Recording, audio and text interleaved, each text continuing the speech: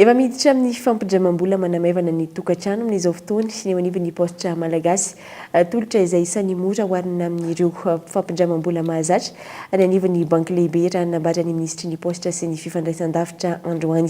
Araka izany, notokanana androany ny agence Flagship voalohany ho an'ny postra malagasy izay ahitana ireo tolotra samihafa ireo tetsy Antaninarenina. Teny an-toerana fitianokoloina.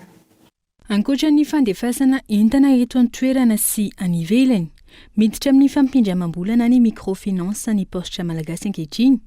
Eo ihany koa ny fanaovana petrabola na ny postra monnaie izay mifanaraka amin'ny teknôlôjia hika farany. Ivoarana ny tolotra rehetra izay omena izao. Izay ny voalazako tamin'ilay kabatra ataoko teo hoe fampivoarana tsy mitsahatra ny antsika mba hoentina manarina.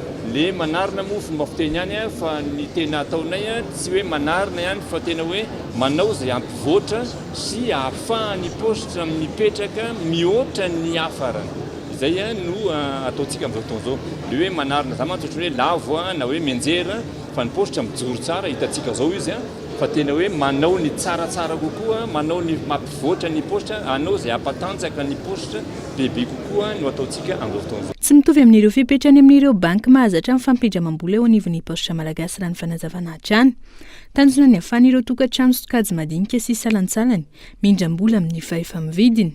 Ny amin'ny sehatra sosialy dia tsotra fotsiny. Eto Antaninarenina tsika. Hitanareo ngamany misy banky tsy latsaky ny 9 na 7 eto amintsika eto. Nefa ireo banky ireo ny tolotra omen'ireo dia ho an'ny olona manana fahefa-mividy ohatra. Ny antsika dia offre social na banque sociale.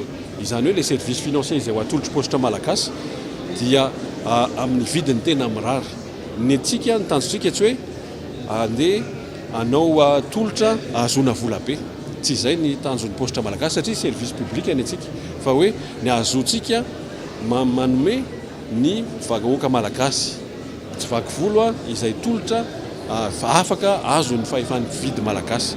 Raha ohatra ianao zany zao raha miresaka an'ireny carte hypoketra tsika carte visa izay 10 taona ny faharetany. Raha amin'ny banky eto amin'ny manodidina antsika eto ny vidina carte ray fotsiny misy any amin'ny 200-250 000 ariary. Ny antsika eto amin'ny postra malagasy dia eo amin'ny 35 000 ariary eo raha misy dia misy ny vidina carte ray 10 taona. Araka izany, misokatra ho an'ny rehetra manomboka izao ny agence Flagship izay notokana nandroany tetsy Antaninarenina, toerana izay ahitana ireo tolotra samihafa aroson'ny postra malagasy.